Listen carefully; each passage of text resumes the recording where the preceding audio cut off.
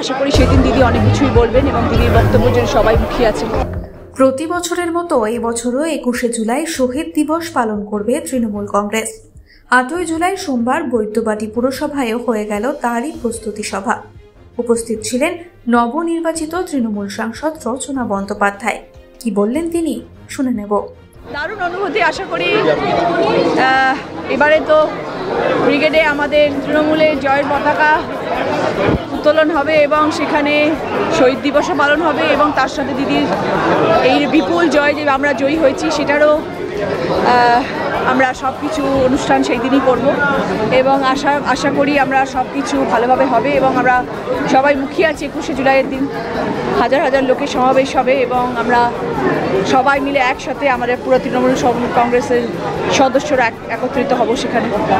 হুগলিতে এইভাবে বিশাল জয়, সেই জায়গা থেকে কিভাবে দেখবেন 21শে জুলাই সার্বিক এলাকার মানুষকে কি বলবেন? দেখুন, যারা 21শে জুলাইতে যারা শহীদ হয়েছে তাদের উপরে আমাদের শ্রদ্ধার্ঘ্য অর্পণ করা হয় প্রথমত। দ্বিতীয়ত দিদি ওই দিনটাই পালন করেন যদি দিদির জয়ের কিছু বার্তা দেওয়ার থাকে। দিদি ওই দিনটাই আমাদের কাছে 21শে জুলাইটা সর্বোপরি 21শে জুলাইটা আমাদের কাছে সবথেকে বড় দিন হয়ে গেছে এখন আমাদের কাছে। তো সেই দিনটাই আমরা করবো এবং শুধু হুগলিবাসী নয়, সারা পশ্চিমবাংলার জন্যেই দিদি সবসময় ভালো ভালো চিন্তাভাবনা করেন এবং কাজ করে থাকেন।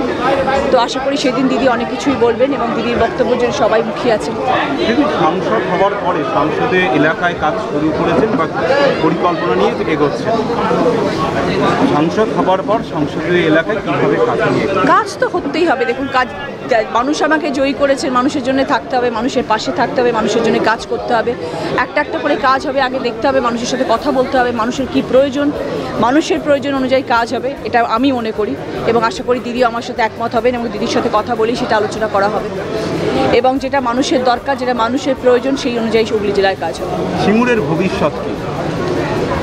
শুধু সিঙ্গুর কেন, আমার 7টা কনস্টিটিউয়েন্সিরই ভবিষ্যৎ দেখতে হবে, শুধু তো সিঙ্গুরের কথা ভাবলে হবে। অন্যতম সিঙ্গুরটা তো প্রধানতম জায়গা এবং সেটা নিয়ে ডেফিনেটলি শাসক বিরোধী সবাই রাজ্য রাজনীতিতে আন্দোলনে নেমেছিল। সংসদীয় এলাকাতেও আপনারা শুরু করেছিলেন সিঙ্গুর থেকে, সেই সিঙ্গুরটাকে কীভাবে? সিঙ্গুর নিয়েও আলোচনা হবে, দিদির সাথে আলোচনা করে দিদি সব রকম কাজের ব্যবস্থা করবেন। গত 5 বছর তো কিছু আমরা করতে পারিনি, আগামী 5 বছর নিশ্চয়ই সিঙ্গুর নিয়েও হবে এবং তার সাথে আরও বাকি 6টা কনস্টিটিউয়েন্সি নিয়েও কাজ হবে। Thank you.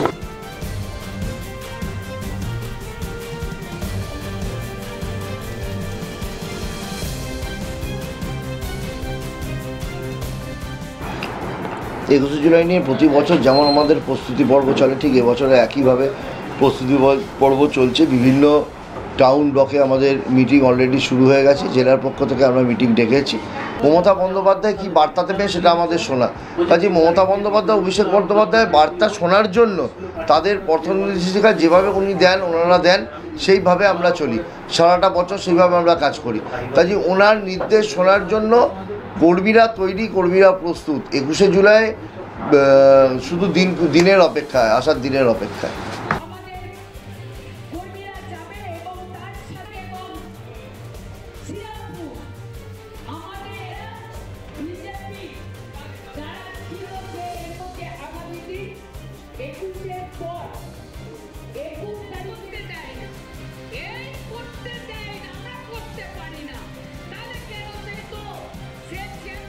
এই সময় ডিজিটাল।